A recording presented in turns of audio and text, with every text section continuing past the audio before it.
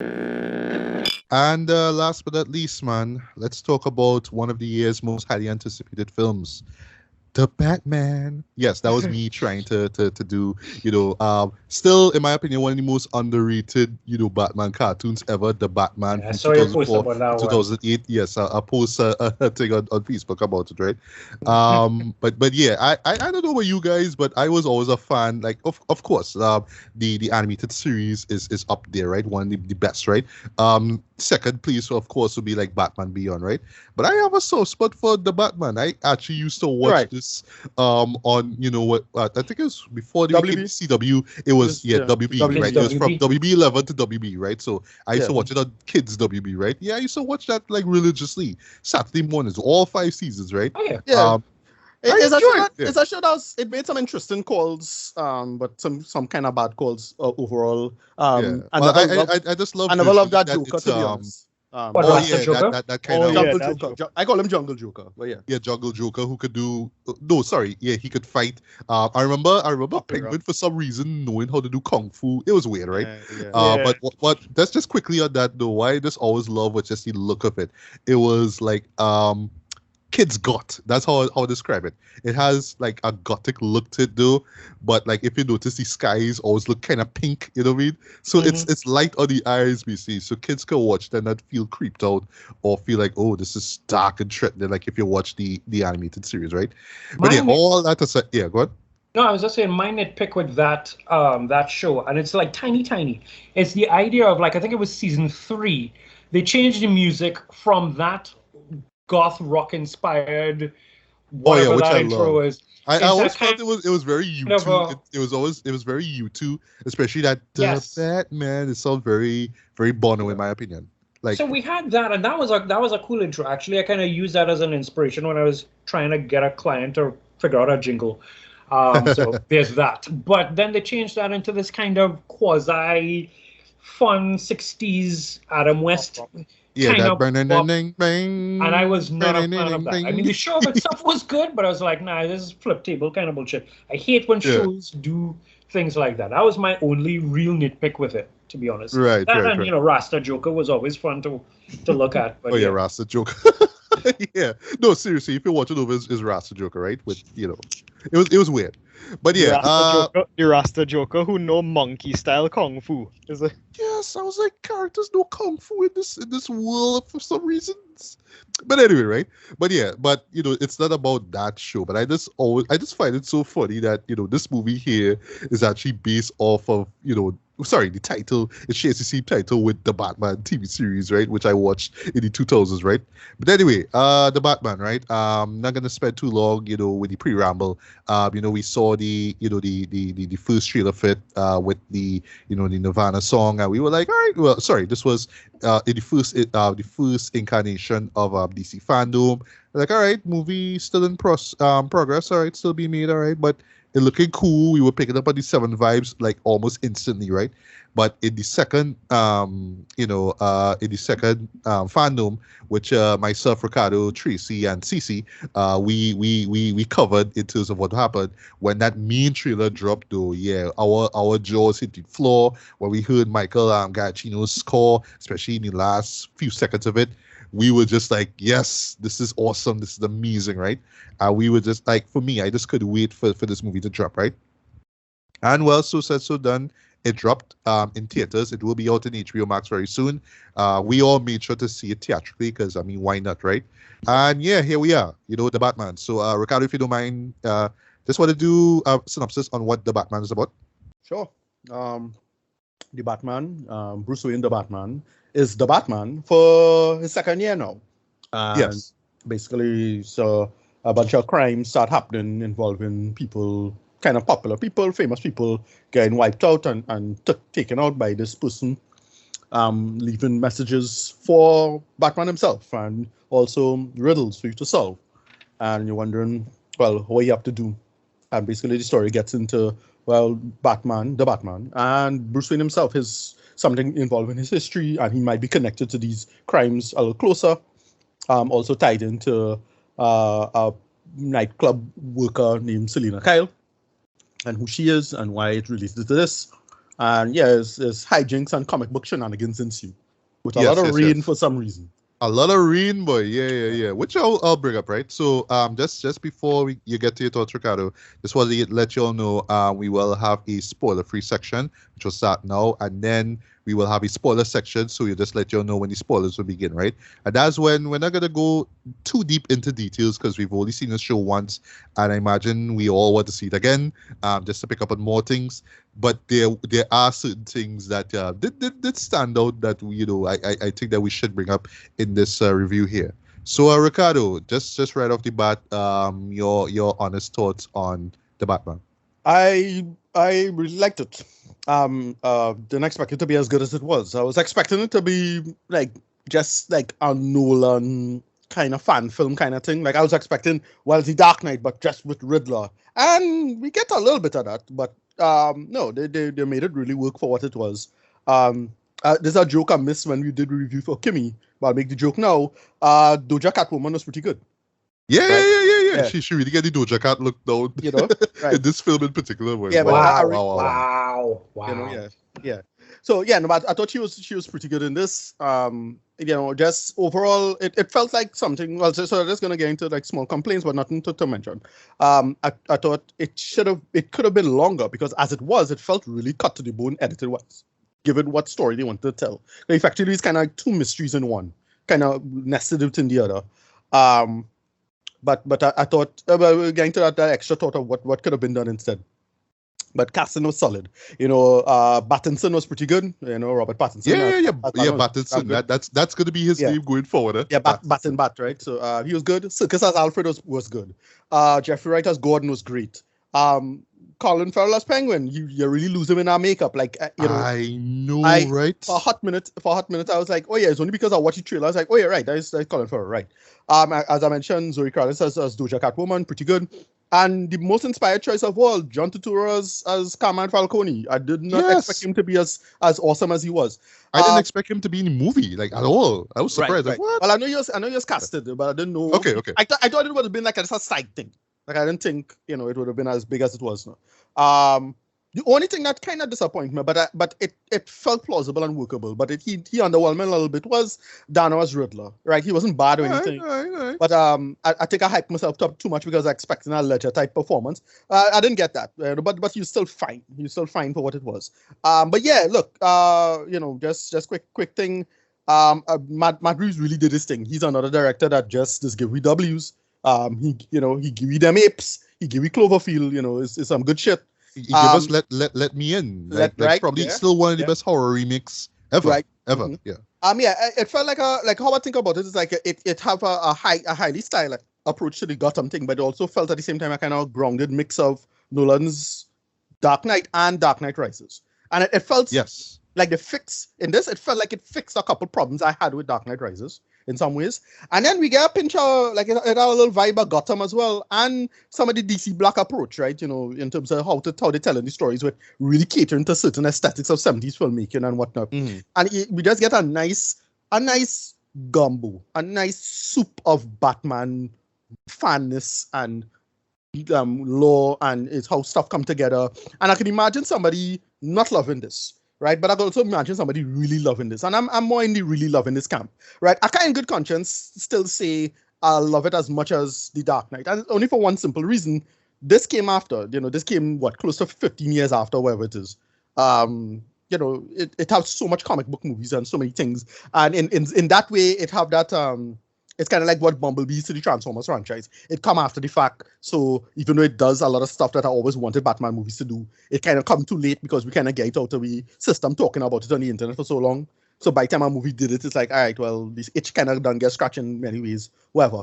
But yeah, other than that, I really appreciated that. Yeah, we get a solid detective story. It's not the best detective story, but what they do with it, ultimately with the final reveals and plot-wise, I actually really like it for what it is. Even though as a detective story, the detectiveness wasn't all that great, but given what the story was about, that didn't matter. And that actually serves the story, to be honest, right? Given with some of the bigger plot reveals later.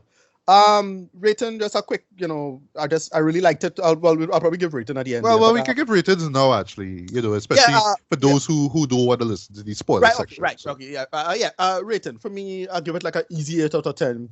I had a couple problems with it. Couple nitpicks with the action. I was underwhelmed with some of that. But what they're trying to say and do, and then the big, like the line, there's a line or say a certain word that comes back full circle that really, really makes it work. And as when that happened, I was like, all right, this ties together really well. There's a simple word, vengeance, and it really, really works. And why it comes back full circle. 8 out of 10 for me. I thoroughly loved it. I don't think it dethrones The Dark Knight, but it's up there. And if you think it dethrones The Dark Knight, I'm actually not going to fight you on that, because I could totally understand why you might think that. To be honest, but I really, really, really enjoyed this for what it was. All right. Well, just for me to jump in, right? So I will use that whole Dark Knight to kick things off, right? So for me, The Dark Knight is still up there as the best Batman movie. Just because of not just how much ground it covers as a story, but the emotional weight though that it had in it, right? Even right down to the point, I'll confess this. That final shot where Batman flees cops and he had what is my Gordon son saying, but he didn't do anything wrong. Every time I see that, waterworks, I am not gonna lie, that moment legit brings me to tears, It is so crushing though, and especially seeing how what Batman goes through. Just the tragedy of it all, right? Just the emotional weight is the reason why I would have The Dark Knight up there, right? But with this one here, even though it didn't hit me on an emotional level, unfortunately, because I know it's gonna be dark, I know it's gonna be grim, right?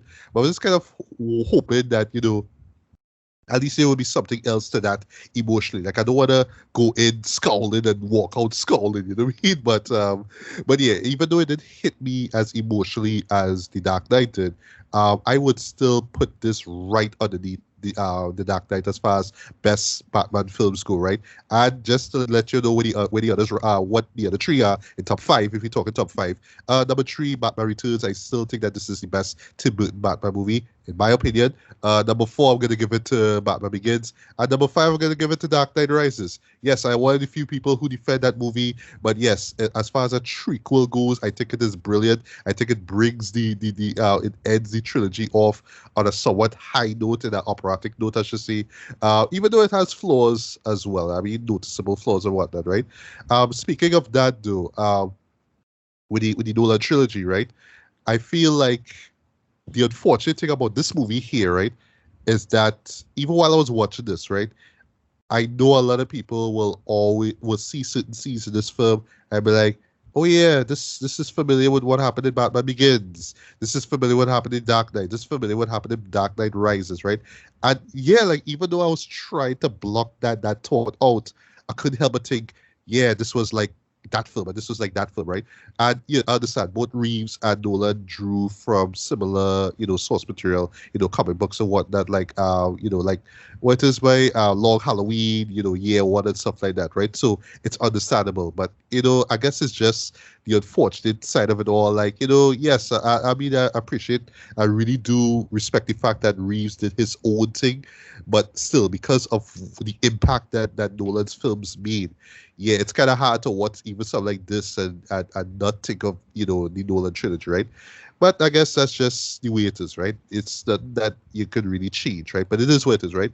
But as far as like its own film, though, I thought that this was fantastic, man. In terms of the world itself, this film nails the darkness, the grittiness, the griminess of it all, though. Like, that's when you think Gotham was dark, though. Yeah, this film comes and say we going even darker with this one. To the point that there's moments where you're watching things like, well, why everything so dimly lit, though? You know what I mean? Well, at least that's why I noticed when I saw it theatrically. I feel like if I watch it home, it'd be a little clearer. But still, like, but one thing I do love, though, is that in the narration that Batman does, I'll talk about narration in the spoilers. He does mention about looking into the shadows, but I am the shadows, right? I love that shadows are a major point in the film.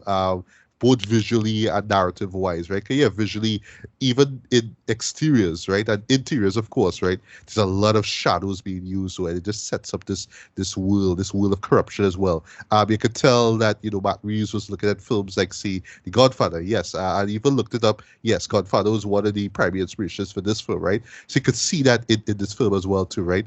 Also, a lot of Blade Runner worship as well too. There's a lot of rain in this film though, but I'll bring this up in the spoilers as well. I love how it ties up, how it comes back symbolically in the film as well, right? In the third act, right? But yeah, visually, this is a Gotham unlike anything you've seen before. It just looks so uncompromising, though. Just so grim and dark. And yeah, this is yet another film where you'll come out of this like, why do people even live in Gotham? Jack? Gotham is the worst city in the world. Why would Bruce want to stay there, right? But given the context of the show, you understand, right? Acting across the board was fantastic by Robert Pattinson, but the man knocked out the park. He is Batman, and even we'll talk about this in spoilers. There's more Batman than Bruce Wayne. It makes a lot of sense, right? Okay, yeah, this is about the Batman becoming Batman. It's not about Bruce, Bruce. Doing the duality thing, that will always be a part of it. But this is about the Batman becoming who he is, right? So I know for some people they'll be like, well, not enough Bruce Wayne. We want to see the Playboy Bruce Wayne. Why is Bruce the same, always depressed character that Batman is? Well, it kind of makes sense because they're the same person, right? Think about it, right? Zoe Kravitz, yeah, she surprised me as Selena Kyle, right? She will, as far as Catwoman incarnations, Michelle Pfeiffer's on top there. But I would say that her version was pretty solid. I would actually put her above Anne Hathaway. Actually, come to think of it, right? Jeffrey Wright as James Gordon. She's one of the examples of how to fix in my problems with Dark Knight Rises, because I've been on record, it's a kind of unpopular opinion, but yeah, if it was up to me, I'd have cut Anne Hathaway's Catwoman entirely out of that film, right? Exactly. I would agree with you. It don't work at all for me, and really holds down the film. I agree wholeheartedly with that, because that's one of the things that whenever I watch The Dark Knight Rises, I always think about ways that I could fix that movie. And bloat. I would cut Anne Hathaway's Catwoman out of the movie entirely. Yeah, her and that fella Robin Blake, the Blake character, terrible character. Yeah. Let's trim that shit out and no. Well. If they just kept Joseph Gordon-Levitt's character as who he was, and not bring up the Robin thing at all. No. Cool. No, but because they bring it up, it's like, well, I would have cut him out of the film at all, because they use him as a framing device. Like, holy shit! Yeah, well, he's a cop trying to do the right thing. That's terrible. No. Okay. Terrible. All right, fine. Teach us all, right? Like, as I said, it fixed all my little problems with it, because in this, she really served her working purpose in the narrative. Like, and she did. How they line up everything, and how everything comes full circle. With her character, I like, well, yeah, this a script, yeah, I can't be mad at. And yeah, I straight up wanted to get like a spin-off series. Like, they give a spin-off movie. I keep angling her to get Michael Mann something, right? Catwoman, Michael Mann. What do you call it? Lupe the Third character, right? Yeah, but this Lawrence is not like the Pitoff directed Halle Berry, right? That movie doesn't exist. Yeah, not double, but yeah, I thought she was so good in this though, to be honest. Anyway, right. So let's move it quickly, right? While I did enjoy Andy Serkis as Alfred Pennyworth, though, I did wish that we saw a little bit more of him, though. I'm not talking about like how Michael Caine was, a little bit more prominent in the Nolan trilogy, right? But even that and all, like, I want to see a little bit more of him, right? Even though I know something happens to him, which all right, maybe we might bring it up in the spoiler review, but something life-threatening happens to him, right? And I thought we would have followed up on them in the end, because I'm a guy who likes closure. But it's just like, well, I guess he did. So it's like, well, okay. You know what I mean? But I thought the film itself would at least follow up on Alfred and see how he's holding up. That's all I'll say, right? But yeah, as far as I felt like he did the mentor character very, very well. He didn't look like the butler type. You know what I mean? Okay, sir, where you off to kind of vibe. I'm glad they didn't do that. He was the mentor. You could tell like he was just trying to look after Bruce, especially with where he's at right now, being this vigilante. It totally works, right? Jeffrey Wright as James Gordon, he works as well, in my opinion. Didn't expect to see John Turturro in it at all. He played Carmine Falcone, but how they worked him into the story, I thought was great as well. I know they did it in some graphic novel, but for the life of me, I can't remember. I don't know what it is, right? But oh yes, and two more characters just quickly. Colin Farrell, he just immerses himself into that character of Penguin, right? But they did a really, really smart call in having him talk Italian, like Italian American, though. I thought that was pitch perfect in my opinion, because it could have just been the Penguin stuff. I really love the fact that he because in this world he's a gangster, right? And yeah, I mean in the incarnations of Batman, he's a gangster, right? But in this case, he's like mafia gangster, right? And he actually works with Carmine at points in the film, right? But having him just talk like this Italian American gangster, I thought was just a perfect idea, right? And lastly, Paul Dano as a driller. I would say, even though he's not as theatrical and really getting into your nerves and unnerving, I would say, Heath Ledger's Joker. Still, what he did with the Riddler do was just fantastic, man. He just nailed that creepy serial killer dread. It actually, gave the film opportunity to go into some deep dark corners, some stuff that we legit never really saw in a Batman film. I will say as a gripe though, I wish this film could have been R-rated though, because you could tell that, visual wise, they had to kind of work around certain, scenes of violence. Like, okay, we can't show this because it's our kids, but we'll imply it and we'll have a little sound effect to show it. But I felt like we could have just gone in a little bit deeper and show you the violence a little bit for you to really feel it, though, you know what I mean? Because it's just like the world around you is dark and grim, so why can't we see it in the action, right? And as far as the action goes, it's well handled at points, though. Although there were a few moments where I felt they could have fixed things up. It could have just been a lot smoother and neater. Case in point, the chase scene between Penguin and Batman, right? And last, but certainly not least, Michael Giacchino's score, if I'm butchering the surname, sorry. Giacchino, right? Yeah, Giacchino, yeah. Giacchino, right? Wow. Chills, boy, chills. Like every time you hear that Batman theme, you just get chills, boy. All in all, though, his score is masterful, Dread. It's right up there as in terms of greatest Batman scores in my opinion. Like I'll still have the Hans Zimmer stuff up there, boy, but this is a rival in terms of like top tier, best one in my opinion, right? But yeah, I really enjoyed this film though. It's not perfect, mind you, it's not perfect, but yeah, it just delivered on all levels, man. So for me, rating wise, I'm gonna give this a light 4.5 out of 5, man. And it literally left me wanting to see this film again. Like I legit want to see this theatrically. I don't want to wait till it come out on HBO Max, but when it comes out, I'll see it there. But I just need to get that theatrical experience again. But I felt that immediately, like right coming out out of the cinema. That's a testament to just how great this movie was. Daniel, spoiler-free thoughts on the Batman. Well, Matt Reeves certainly did his homework, because I when watching the film, I clearly noticed some things in the comics, like the Selina Kyle's look, clearly inspired by her look in Batman Year One. Some of the story elements you're taken from Batman Zero Year, Batman Earth One, which we'll talk about more in the spoilers. But yeah, this was damn good, even down to the kind of movies that inspired the film. Chinatown, although the mystery element I don't think was as good as Chinatown, but it was okay, it was decent. Godfather, clearly an influence here. It was damn good direction, damn good cinematography, damn good performances. Robert Pattinson, I mean, this is not Michael Keaton Batman. This is not Christian Bale Batman. This is Robert Pattinson Batman, and this is Batman. This is obsessed, investigative, mentally unhinged Batman, Dread. Like this is, yeah, he was damn good as a rock star recluse Batman, and rock star recluse Bruce Wayne, and loved it. Selina Kyle, Zoe Kravitz, damn good. She would rival Michelle Pfeiffer, in truth.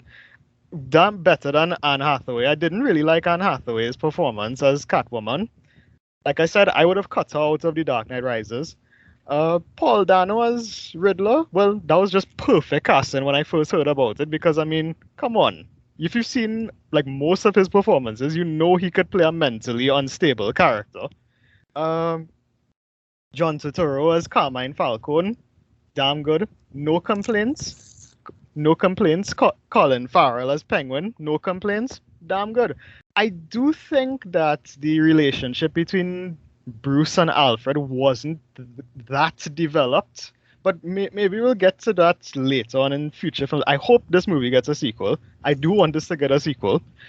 That's it. Cinematography was damn good. Score by Michael Giacchino, damn good. I have no complaints. I give this a solid 8 out of 10. Solid 8 out of 10.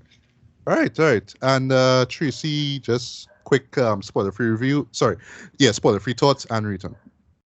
Okay, cool. Well, let's start with leading up to this. I went and did I was doing a rewatch of, if you follow me on Twitter, you see me posting up screenshots of all kind of random assery because I needed an excuse to go back and rewatch a whole bunch of Batman. So going into this, like I was checking out all the different actors and that kind of stuff, and it kind of dawns on me two things. One, I have a memory attached to each one of the Batman movies and what it actually meant. And it always cracks me up in terms of how, when casting is announced for the Batman, what usually happens pre-Twitter. And now that we have Twitter, what goes on? Because like with Michael Keaton, that whole Mr. Mom, he's a comedy actor kind of vibe. Why is he Batman? And then, of course, Ben Affleck, Daredevil. Oh, my God, will he be a good Batman? And then, of course, Sparkles comes into play, and everybody's like, will Sparkles be a good Batman? And I remember from the time the casting came out, having to defend the idea of at least go and watch The Lighthouse. So you can see that Robert is more than just a Twilight paycheck. But in terms of the actual film of itself, I quite liked it. I'm inclined to give it a 8/9. It's very noir. It felt very Seven meets Long Halloween. There's certain Long Halloween that I was able to pick up in there, and I thought that was just joy. I felt like it could have been a little shorter in bits, but the third act of itself tied everything together quite nicely. For me, Gotham is purgatory. So the idea of it being perpetually like raining and it looks like if there's a heavy spirit, for want of a better way of putting it, like if there's a heavy spirit over it, kind of flows nicely with what Gotham is, because it's full on purgatory.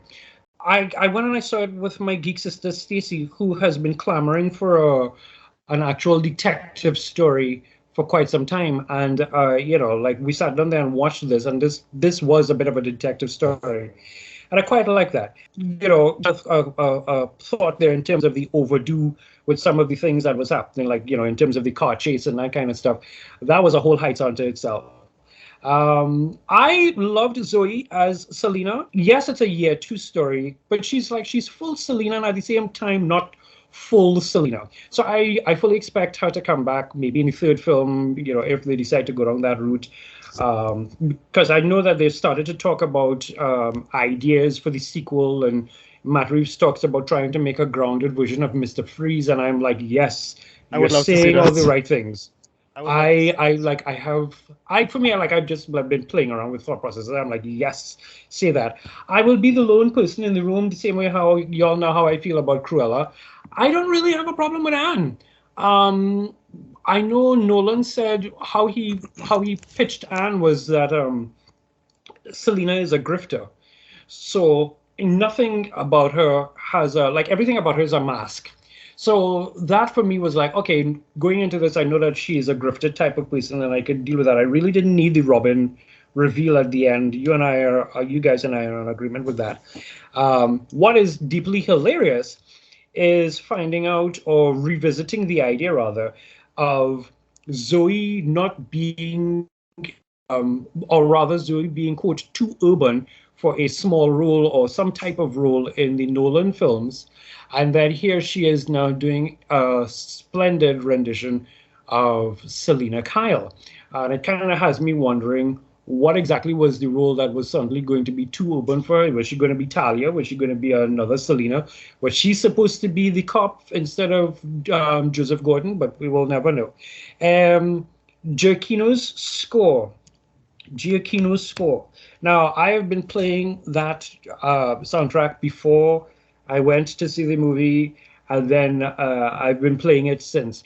I will recommend to everyone to listen to Sonata in Darkness, which is the final track. It is just the piano playing the theme of itself, but you get all the undertones and stuff, and it reminds me of listening to Shirley Walker.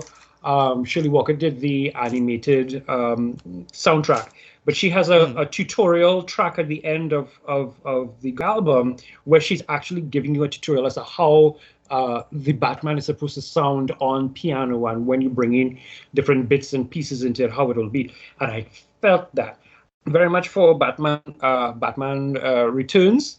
But I feel like every Batman story, even the one that we don't always talk about, it brings something, it adds a new dimension to it.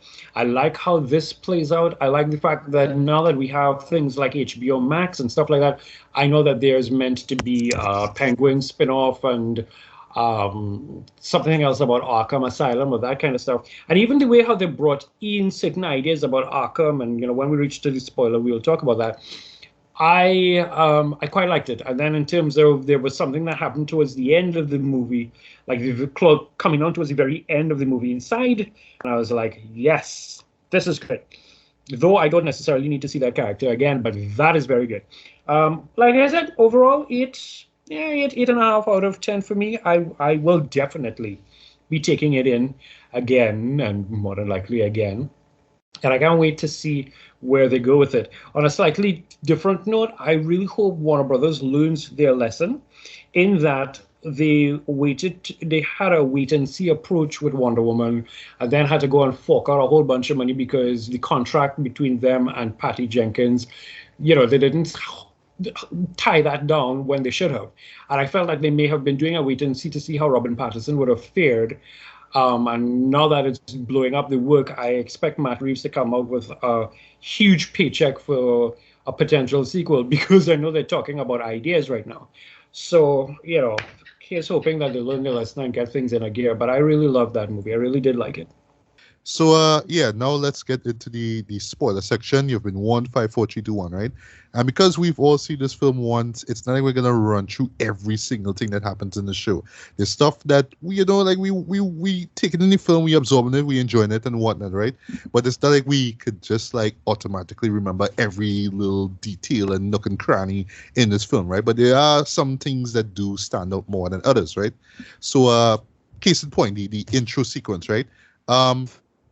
Let's set this up. Shut Alone is one that I need to rewatch again, because it's very Francis Ford Coppola, the conversation inspired, where it's like someone's, peering down, like, well, in this case, staring at someone with these, Binoculars. goggle, basically. Yeah, these binoculars, basically, right? But it lingers on, well, basically it's where the mayor, this is the opening when the mayor gets killed, right? But it's what's going on there that, for the life of me, I was kind of watching, like, it looks like somebody is being killed or somebody's being beaten up or whatever, right? I saw a sword being pulled out, Right. but they never explain what goes on there. And I thought, like, they thought we would have seen what would have happened. It was No, a they- child. It was a It's a part- costume, a Halloween costume. Yeah, it's It was a Alex. child. It's his son. Oh, okay. It was a child dressed up Yeah. as Right. a sword. Oh, okay. No, it's Just- just how just it Alex. lingers He's on doing it a so long play now. killed with the dad. Yeah, he's playing. Right. They're playing. They're having fun. Whatever. Okay. But because of how it lingers so much and how uncomfortable it all feels, especially when you hear that breathing there, you're I got the feeling they try to thinking play like, it. They try to play it like a kind of. of. No, I get the feeling they try to play it like it's something real happening, and then no, not really. And then it's like, Oh, okay. That's how I got. For like a 2 hooked. That's how I seconds. got to it. Yeah, that's for 2 seconds. It was just for 2 seconds they play it and then they switch it on you and say no. And then they do the shot with the when he watching the campaign and he clearly loses the debate to the other woman. I forget her name. I forget the name. Bella. Bella Real. Right. Right. Yeah. She he kind of worried about that, and then the again really great lighting. You just see bare mention of a silhouette of Riddler in the shot, like, oh shit, he just appear out of nowhere. It looked good though. Yes, Great that, little that, lighting that was very, very well done. If Yeah. I have one gripe with the overall film, though, I felt we should have focused just a little bit more on Belle. Like, I know that she is not like the real focus of the film, right? But I was thinking, again, thinking about the Nolan trilogy, The Dark Knight, and with Harvey, right? Harvey Dent, and how he was integral to the story, right? And in a Right. way, Bella is as well, but I felt like there wasn't enough time on her. It was just Right, so her I in mean- these press conferences and Right, kind of, so- you see a little bit during the little funeral scene and whatnot, and seeing Right. she's not afraid, and then of course in the third act. But I felt we should have seen a little bit more of her. Right. No, as I said before, the cut to the bone thing. So I always felt that this should have been like, this could have totally worked as like a 5-episode run on HBO Max. But for what I understand, we getting a 4-hour cut of this. Nice. That will be popping up on HBO Max. And that'll just The fill up what a little now? bit of stuff. Which reminds me so Oh, much of the Justice League Zack Snyder, release. Yeah. Yeah. Yeah, but Okay. yeah, effectively we're supposed to be getting a 4-hour cut of this. So to a couple Okay. things, we're getting more stuff with. I'm not sure what we're getting exactly, but I know we're getting a certain person at the ending who was speaking to Riddler, who's strongly Which we'll bring up here. Yeah. yeah, I'll say it now because spoiler section. Heavily implied to be the Joker. Yeah. My thing with that, I find it being Joker. Well, who they get as the actor is a pretty good call, eh? Like he had a total Joker face. Barry, your boy, Barry Keoghan. Barry Yeah. Keoghan. yeah. It's very for me, like, if you've seen his face or if you saw him in Eternals, it's very reminiscent of like the guy who they cast to play Joker in Gotham, right? right. Just that sort of like Mhm. Monaghan, I youngish, forget the guy. but Yeah. like you could tell like he's a sociopath kind of look. Right. Barry So, knows that. like I was thinking his role in the another movie with Colin Farrell. Oh gosh. What was it like? Yeah, Killing of a Sacred Deer. Oh, okay. I didn't see that. Right. I didn't see that. If you watch Killing of a Sacred Deer, that is some real Joker shit. Like it real fucked up. Even though I don't like that movie, and we could get into that, but whatever. But yeah, I personally don't really care to have Joker in it, but I heard we're gonna have a scene with him more, and Batman and Joker is gonna have a conversation. So I heard that's coming in. I heard that. So hopefully we'll with extra stuff. So that 4-hour cut will be hopefully really good stuff. Because yeah, that's extra hour. I hope so. Yeah. That's a whole And extra hour. because it's HBO Max, you could treat it as Yeah, well. Yeah, take your 4 time. episodes, right? Yeah, Well, take your yeah. time, right? If they are doing the actual Arkham series, we don't necessarily need to see him theatrically. You can have Joker be, this young Joker be floating around inside there, and that'll just work. Well, that's another thing I loved about this is that it gets into they kind of play with the whole Martha Arkham stuff, right? That's one thing that most people like don't really know, or they changed that recently. Where quick question, where's Martha Wayne's main name? Right? I always for a long remember it as Kane. Yeah. As Kane, right? Me too. Named after Bob Kane, right? So that's why I always thought of that. But it have some stories where no, Martha's name is Arkham. She's an Arkham person, and she's one of the first patients of the Arkham Asylum. They get into that. But I have a bit of an issue with that reveal. It's like, wouldn't this all be public knowledge? Like of Martha's mother killed her husband, killed herself, and Martha's been in and out of psychiatric hospitals. And I mean, especially the way That's especially the way how Riddler reveals it, right? In this Right. this video, right? This But that's the thing. watch this commercial there, If you're rich enough and you're wealthy That's what I'm enough, gonna say, not yeah. necessarily. That's what they kind of try to play at is the whole elite, the politics of it now. Where if you're rich enough, you can hide enough. You have enough skeletons you can hide. Let's think of the royal family, right? Royal family in Britain. You have a whole bunch of shit. One of them is most likely a pedophile, stuff like that. They kind of play with that idea of her mental health and you having to cover that up. And only if somebody do a lot of digging, then you go get into that. Here's another thing. Who was the name of the original guy who was doing the digging? Who was killed so many years ago? What's his name? I don't know. Edward Elliot. Oh, Edward Yeah. Thomas Elliot. Yeah. Thomas Elliot. Oh, Thomas okay, Elliot, okay. Right. So I thought the guy in the thing, it wasn't Joker. I thought that was Tommy Elliot for a second. I was like, it could be Tommy Elliot too, There's a possibility. But all the extraneous news saying no, it's really supposed to be Joker apparently. Like, all right. But I thought, But I look, would like this, that though. this could be where Tommy Elliot meets Riddler, because remember them is writing partners for Hutchings for a couple stories. Mhm. They could do with that. In the Hush storyline, yeah. Famous Hush storyline, and because he had the face, because the face wrap up now, I like they could be doing something like that maybe, but most likely it's Joker, whatever. Yeah. But right. What else? This is not a spoiler per se, but this is just about the aesthetic of the show itself, right? Yeah. That whole rainfall and the bleeder and stuff, right? And just I actually like dug that about the show. You know, it's very reminiscent, not just of Blade Runner, but also Seven, like Seven Right. as well, right? Early scenes, you know, especially when they're looking for the killer, it's always rain falling, all that kind of stuff. It just sets a mood, it sets a tone short, right? What I liked about it too is that okay. So here's the thing I liked about it. So on the one end, I was really underwhelmed with the riddles. Like I thought the riddles was kind of lame, and Yeah, I was able to figure out most of those. I very get that. For me, I saw it like that was the point. It was That was the was point. supposed That's to what I liked be- about it. Because the point, you know? the whole point was leading Bruce to the breadcrumbs to eventually get to Falcone. That was the point. Exactly. That is what I thought it was. And here's the thing: the letter wasn't meant for Bruce; it was meant for Alfred, not Bruce, because Riddler revealed later, no, we supposed to be doing this together. We two pieces apart. Like they try to put that whole I need you, much like with Joker. the Batman Joker dynamic. Yeah, again. Right. But one question I need to ask. This is kind of unclear to me. Did he know who Bruce was? Did he know that Batman was Bruce? Yeah. Because he knew. Yeah, he knew. very much. Right. Yeah. So that's another thing. That's another thing I like. There's another thing they fix on Dark Knight Rises. Again, I'm not saying it's a fix on Dark Knight Rises. One of the things I absolutely hated in Dark Knight Rises was Blake just saying, "Well, the reason I know you're Batman is because I watch your face and you had a mood." I'm like, what? That don't make no sense. But and then the music goes to the background, so you're like, Right. oh, okay, that I could buy that, but Yeah, you don't really. that's You like, really well, don't. I find that was delivered terribly. But in this, him kind of just like Riddler just kind of pieced together that Bruce Wayne, Batman has to be Bruce Wayne. Like he just pieced it together, and because the two of them, it's kind of similar in many ways. And again, with the whole vengeance, The whole emo vibe that they give off. exactly. The two of And them then he was and- there in that orphanage when the Exactly. father was making the big pronouncement, Exactly. And here's the thing: the only difference is that one of them rich, one of them not rich. That is it. They just play with the class dynamics of it now. Yeah, So they basically kind of jokerized the Riddler, where A little bit, yeah. the 1%. Well, Right. poor Bruce Wayne, he's an orphan now, but he has his money to fall back on. Well, we Exactly. have to stay which here. I in this love orphan- better. I Exactly. love And that. they play Yeah. with that conceit. And then the big reveal about, well, what Falcone did. I thought that was, like, to me, that part of the script was Yes. great. Absolutely great.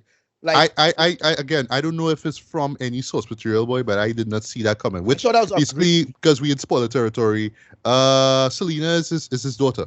his daughter, right? I Right. So think that was in the Long Halloween. I know. Yes. No, that's in Long Halloween, right? But the reveal about how Falcone took out Moroni, I love that. So he used the story. He take the fund, the slush fund, right? Use all of that money and then wrap up all of them in the thing and make it look like a fake, and then still running the drugs with all of them name on it, making the money. Yeah. That's such a great, like, simple, like, plot thing. It's such a boilerplate. Yeah, Mhm. it's such a boilerplate kind of pot boiler kind of approach to your storytelling, because none of it fanciful. Like that totally makes sense. You could totally see something. I mean, his That's mafia all. stuff is Yeah, mob it's a real stuff, mob right? thing. Yeah. But it's such a great mob move. That's putting all of them head, that's putting that sword above all of these people's head, and then making them look good, because it's not only the money, but it's their career as well. They literally had 20 years of all these lawyers at the whole DA office looking good from taking out Moroni all those years ago. The biggest drug bust. So and the whole thing was a fake. I'm like, well, that's good though. That's a clever reveal of the script. And I really did expect John Turturro to be as good as it was. Because look, John Turturro, the Transformers movies kind of ruined John Turturro for me for a while, right? I know, right? But I forget, Even the first movie was like the red flag, you know what I mean? but I forget John Turturro was in Coen movies, it was in Spike Lee movies. Like, no, when it's time for him to be a badass, he's a badass. And he was legit intimidated in this, though. He's great in this. Yes. Like, and that was a really inspired choice. Like, clearly it's another mob movie choice, right? It's catering to old film aesthetic stuff. But he was a great call. He's still alive. Use him. And he was absolutely perfect in it. That is by far my favorite part of the film. Like, yeah, and also I like how they work Penguin into his Right. narrative as well too. Right. Like just having him Right. be, while they were working together, and then they rivals, and is that kind of back and forth thing. I really, really dug that. Yeah. Right. I thought the penguin was really funny, especially after the car chase, and they started Right. interrogating him like you took over Maroney's Yes. operation, but Right. and The they world's show, greatest detectives. they show him they show him the riddle, and he's like, Yeah. you are El Rata Alada. Yeah. And he's like, Yeah. am I the only one who could speak Spanish here? Right. Yeah. Right. Yeah. Right. So La remember Rata. I mentioned in Zodiac how the police look dumb in this. In this, holy shit, they make the police look dumb in this. Like, wow. Like, it's borderline Keystone Cops in this. Like, it was real goofness, and I like that. They make it because they play with the reason why the police are incompetent is because of the corruption from on top now. Like, yeah, anytime right. some police officer actually doing his job properly or anything like that, the case will get shut down or the DA go fuck it up in some way. And dies by intention, dies by design. Great reveal. It much like with the Dark Knight, how they do the corruption in the city is the root cause of the problem. I like how they make it, they carry the logic of the argument further with respect to Bruce now. But Bruce is a younger Batman in this. And I really felt if anything, they could have gone a little further with that, which is, hey, it's possible that the police is part of the problem. And yes, Gordon, you should defund and stuff like that now.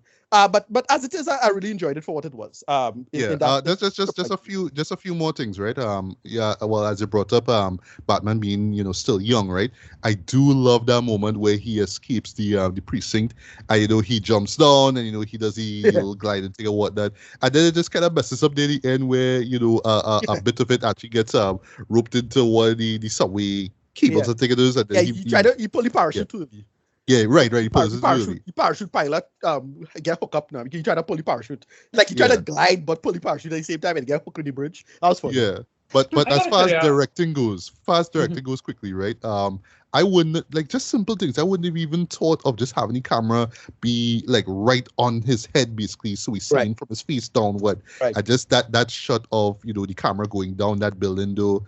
Yeah, that was just that shot alone was worth my money. So one thing I liked about this is the tech. So the tech is even somehow more grounded than the Nolan stuff. So in the Nolan stuff, it was military tech, like experimental military tech. That's how Batman is doing what he's doing, right? Reasonable explanation. In this, except it only had one piece of technology that felt kind of futuristic, kind of a little far-fetched. But everything else felt like, a guy could build this if you have enough money and time. Let me just touch on the far-fetched stuff quickly. The contact lens, right? The contact lenses, right? Yeah. That's the only thing that was like, all right, you have this real high definition stuff in a contact lenses with wireless information, how that working exactly. Even better now, like once it picks up on a face, you see the person one time and I'm like, but all that part of it is software stuff, so I suppose that could maybe work. Like, look, I'm sure that might be possible somewhere, but like, how is it being powered? Through the heat of the body with the eyeball? I'm not sure what's going on there. I've lived through enough Mission Impossible movies to see this whole contact lens thing. So, like, for me, me seeing him take it off and realizing, that's how he's able to memorize and to scan and to see everything. I was like, that's brilliant. That's brilliant. So I really thought it would have been like the glasses with the mask. No? Like I thought it would have been that, but like, no, it's straight up contact lenses. Like, wow, that's a little up there. But whatever. Yeah. Other than that, I don't have a problem with it. Even what about the Batmobile? Love that Batmobile forward. Hard. You just have a straight muscle cat. Like, and throughout the entire time, you just seen the engine parts and the chassis and stuff just being built up over the thing. You're saying you just seen a bunch of metal. I was like, that's not an engine right there. You're like, he's building the Batmobile. Like he's still building it. He knew it. But it's a jet engine though that blew my mind though. Is the fact that it's a jet engine this man just put on this thing. And points for some design though. Like even when the car stops, you say that you hear like that rolling subside now, when he turned on the car, just hype it up and it's stalled. Yeah. I just started to laugh when it started to stall. I was like, dude, get away. Yeah, but and then all the time the extra noise it make a Catwoman get she chance to take the money. I was like, all right, okay. And then you see the car take over like, like this though. It's a little slow once it was hard. Another thing about the car chase you notice that the camera was only on Penguin and thing, as far as I know, right? was. Oh right, that is I don't true. look back- It I don't is look back at the scene. from both cars' perspectives. Yeah, So, I didn't get the sense. I was that- expecting I- like a wide shot, so you see the road a little No, bit more. didn't Like I think so. still have my little gripes in terms of how tight. I think A little as too my tight. issue is how tight that scene was. I expected to Yeah. see more room in those scenes though. But Right. yeah, I think you're right though. It is from both cars' perspectives, so to speak. Right, You know? right.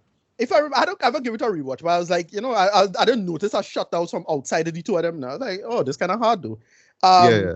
Right. But just a couple more things before we wrap up, right? So again, it's easy to watch certain scenes and be reminded of the Nolan trilogy, right? Case in point, those those nightclub scenes, right? Very reminiscent, sorry, of the Dark Knight. That one moment they actually recreated here. I don't want to say recreated, but it's similar, right?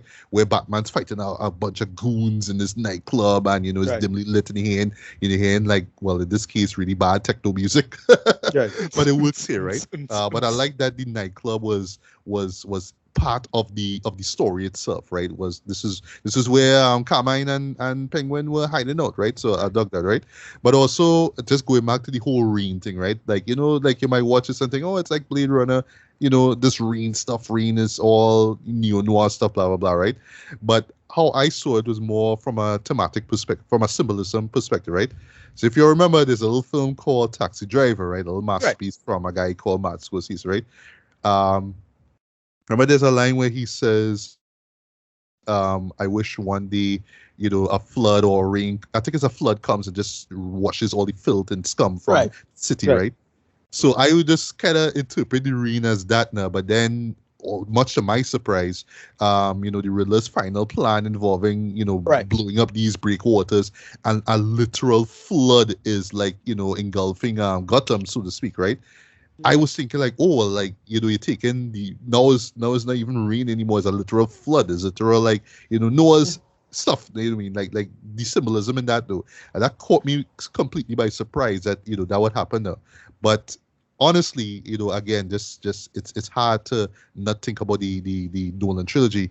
I was thinking Dark Knight Rises, especially with what Bean was doing, with how far he was going with his plan, and with all these explosions, and really trapping Gotham, and really like wanting to destroy Gotham from the inside. But thematically, I felt like symbolically it worked in terms of, it's all corruption. We have to destroy it. So yes, I'm gonna be God in this case. I'm gonna bring a flood to wash everything away, right? But out of that though, we did get a really, really, really great visual moment though, where you saw Batman with the flare, you know what I mean, and he's just leading these survivors into safety. That's just that with the shot flare. alone Yeah. I absolutely love though. Yeah. I forgot to mention too the little fight scene that involves him and the fake the fake Riddlers. Very reminiscent of the final fight between Batman and the fake Jokers in Dark Knight though. But I still enjoyed though, even though fight wise it didn't blow my way though. But the music was really just knowing that Batman had to pick himself up and fight them. That's when you really felt that thrill, right? And last thing, and then I'm shut up. I got shotty to the chest though, like Yeah. Yeah, That's what I wanted to bring up, right? Just last thing.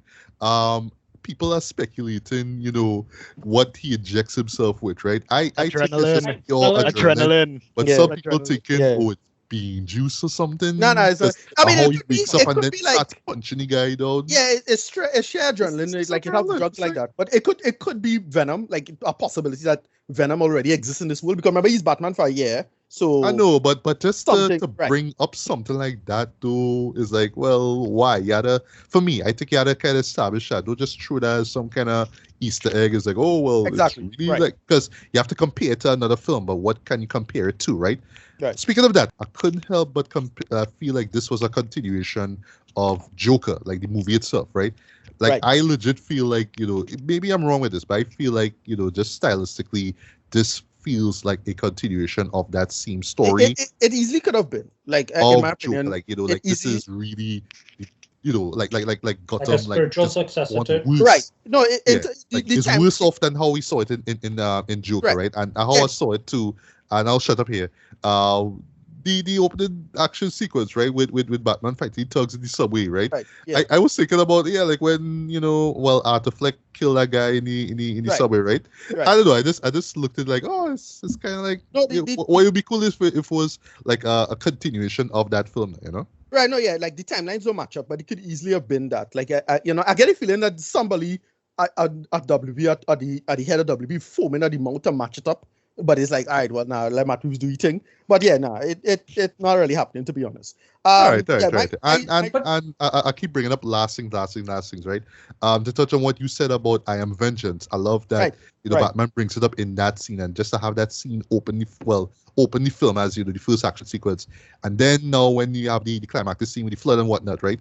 Having one of the Riddler say, I am vengeance, right? Yeah, At the and end, come back, yeah. That, And that's it just, the thing I love. that's a great little moment. It just hit him like, okay, Batman not supposed to be about vengeance, it's supposed to be about justice. Love it. You gotta fix the world. The little simple things. Well, when Batman say I'm vengeance, it's like, yeah, Batman not about vengeance. So I wonder where they're going with this now. And then they eventually, get into the whole Riddler aspect of it. Turn out Riddler just like him, turn out like him, but just different is money. And they make it work in that conceit. I can't remember if that was the same guy at the funeral. Was that the same dude as the funeral? It's implied that it is him. It looks a lot implied like, that it is him. Yeah. But what happens that sometimes the lighting wasn't too hot. To be fair, I don't know. I don't watch it on my home screen because I make the mistake of watching it in South Park, right? So no. Well, I had that similar issue. I imagine you and Tracy and Daniel had the same thing. Yeah. No, but South Park, because of how dark the place is, right?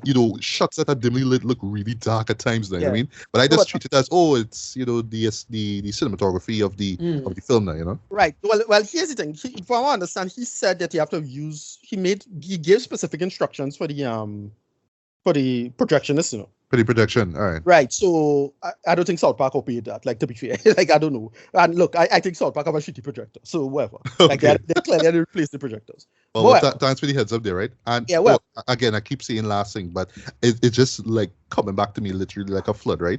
I actually like the outro where I know some people might find it's too much endings, but I actually like the outro where you're seeing Batman literally helping people out, and now now he's found a purpose. Now he's not just going out and beating people up, just because. You know what I mean? Yeah, I love that, right? Yeah, because the whole when the thug said, "I am vengeance." Yeah, that was it. That's why I was like, when he said vengeance, like, all right, the script come back full circle, great, and now we do. And then Catwoman also had to like drop some draft on him now. Because she see it from her perspective now. She's effectively, well, I never get the sense that she was a sex worker necessarily, but she clearly have friends who are sex workers. You really get to see the lowest of the low. Batman tried to slut shame she a little bit, and she kind of trade back in the face and fuck him up. Great moment. I like how they do this. As I say, like my last point, and then we think I just want to see some spin-offs from this. As I said, the Arkham series should be solid.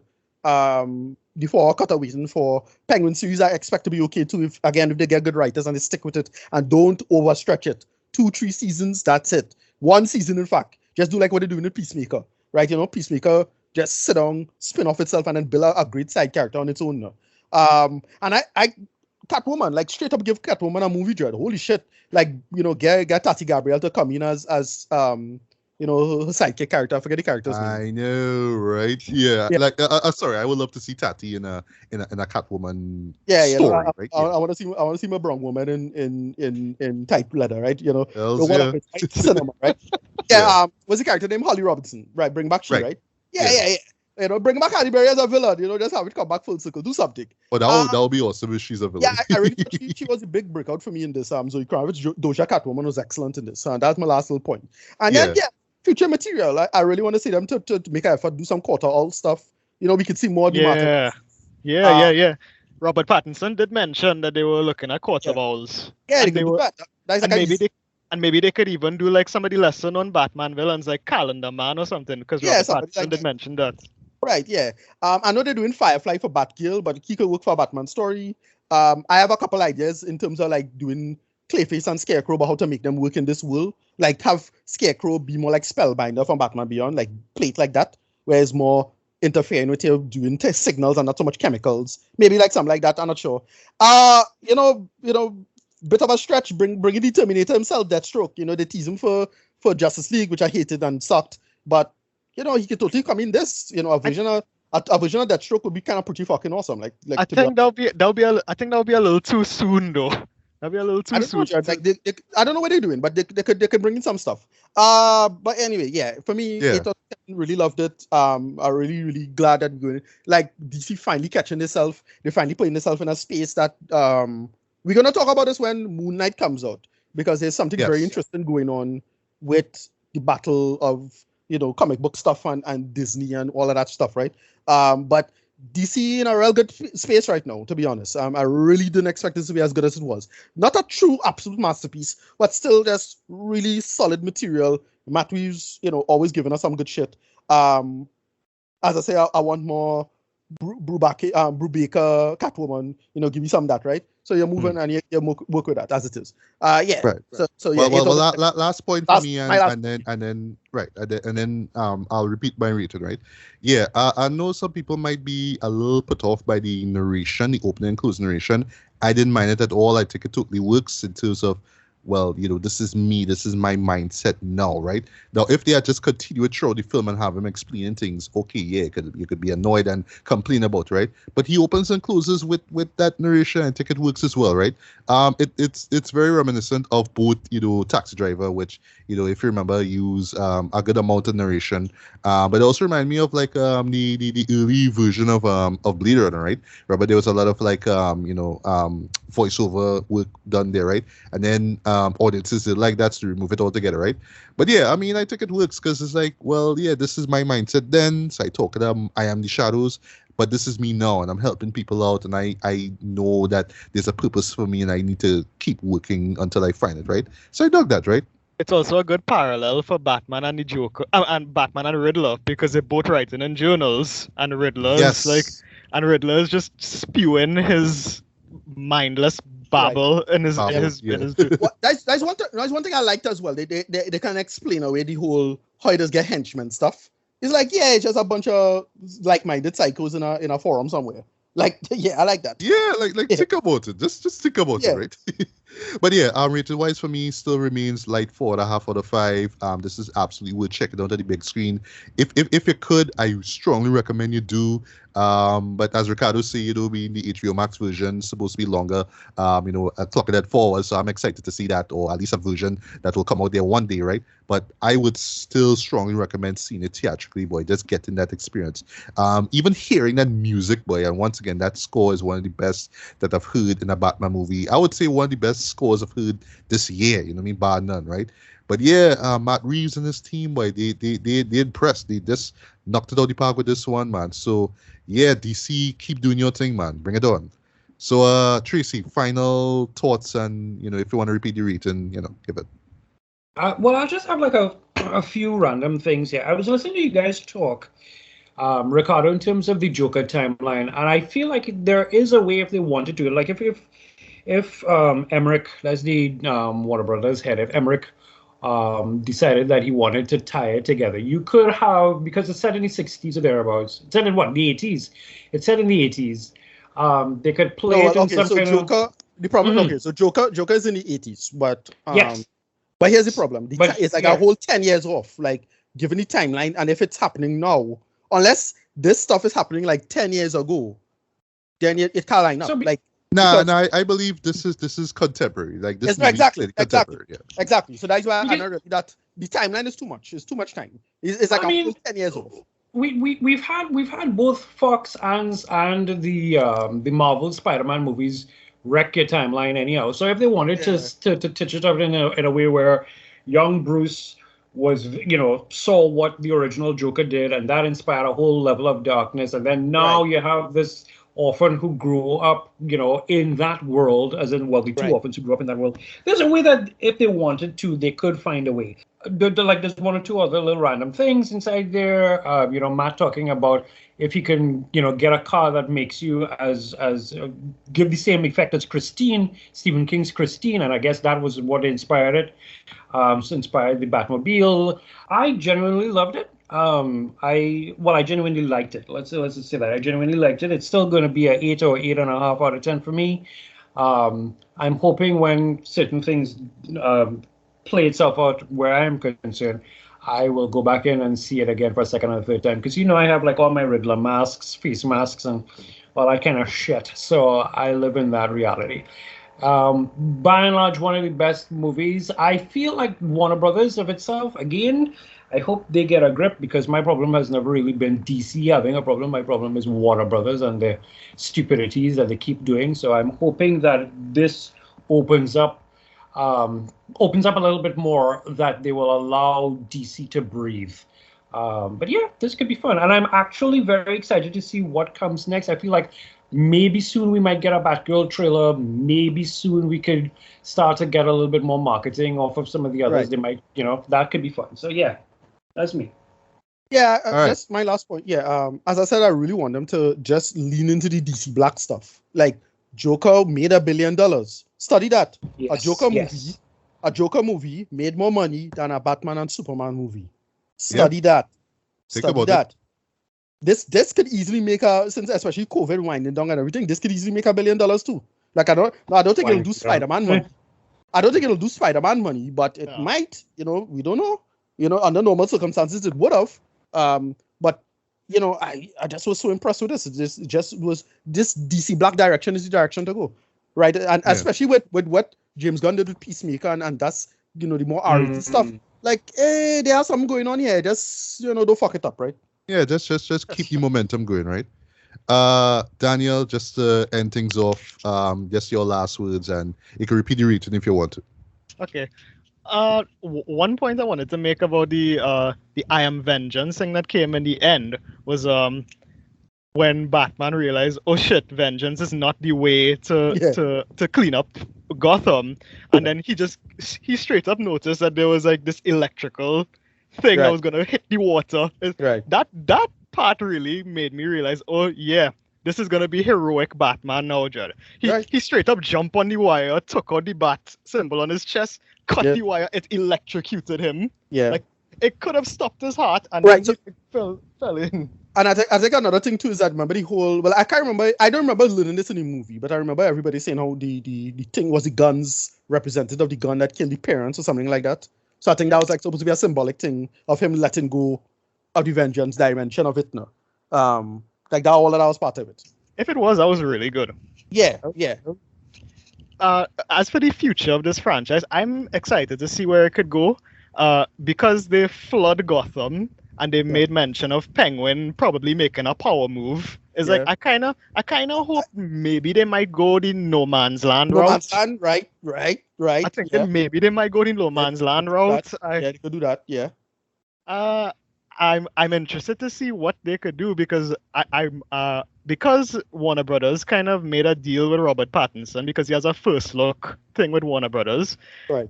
I wonder if he's gonna get more creative control along with Matt Reeves on this. So maybe they could get Court of Owls. Maybe they could get Calendar Man. I would really like to see a Matt Reeves tackle Mr. Freeze. Mr. Freeze. Yeah, Mr. Freeze is a bit of a stretch. Again, the tech stuff is what is bothering me. If you're too far-fetched with the tech stuff, but yeah, Mr. Freeze could work. I want to see it. Yeah, I want to see more development between Bruce and Alfred. Maybe more connection between him because Bruce is an Arkham. I want to see more connection between him and Arkham. Maybe Hugo Strange could show up, or Jeremiah, or maybe Jeremiah Arkham. Right. Yeah. It's like the possibilities are endless for this franchise. So it's like I'm interested to see the future. Rating, well. Other technical things. It has a bloated length, but I wasn't bored. I still give it an 8 out of 10. I liked it. Yeah, nice. Well, I forgot to mention runtime. I'll end with this actually. This actually flew by rather quickly though. This to me felt like 2.5 hours instead of 3 actually, right? But I know for some people the length will be a challenge. But I felt like what was here needed to be here. There was little to no fat in this movie. Maybe if we watch it again, we could be like, all right, I could take this out or trim this or whatever, right? But I felt like everything that we saw here needed to be in this film, man. And yeah, again, I mean, Matt did his damn thing, man. So yeah, the DC seems to be in a great place now, man. So yeah. One thing I also kind of wondering about the future. there's mention that they took down Sal Maroni, so it's like I'm really wondering, is there any room for Harvey Dent in this franchise? It's like I don't I know. have no idea. No idea. If they're I going to don't bring know. him- I would like to see a new version of him, Could but be interesting. Yeah. eh, I mean, don't that want that to is the problem is that it has so been heavily done through the Nolan stuff. So I'm not really sure, but yeah, I want to see what you could do with it. That is a possibility. It have literally a dozen directions they could go with this. And last time when Snyder had his stuff, he had a dozen ways to write his stuff, and he, in my opinion, did literally the worst possible option. Yeah. So this is the opposite. And in my opinion, they could just again. I just want to see them just have their head on a swivel, please. That's all you had to do. You don't have to overthink it. Just solid scripts, keep it grounded, understand your tone, and then make it work. Not hard. It's not hard. It's not as hard as people make it out to be. The reasons why Snyder and them fail is because they overthink the damn thing. That's my That's problem. right. With them. They Yeah. overthink the damn thing. But this, they make all the right calls and the right choices. And look, I still put it in the same space as like what I forget the guy's name. Nike boy, not rich boy. For Bumblebee. Oh, that guy, right? I forget. Yeah, what it's it that. Oh. Travis Knight, right? It's that. That's what this feels like. It's not masterful. It's just this is what people are talking about for a hot minute. It's a lot of good decisions. It's things that fall in line with what the fan base kind of think about or what should be, but you don't try to cater to them in the worst way or the best way in certain ways. You just do your own thing, but you also balance it off like what Nolan did back in the days. It's the same thing. And Batman, to be fair, Batman's the easiest character to pull that off with. But whatever. Yeah, that's last point. I just thought this was great. Moving on. Yeah. So guys, we talked a lot about this movie. This is a real deal. Please see this movie. If you can see it theatrically, please do. But if you'd much rather wait till it comes out on HBO Max, then yeah, by all means. But this is a absolute must see. And yes, it lives up to the hype. And it is one of the best movies of 2022, bar none.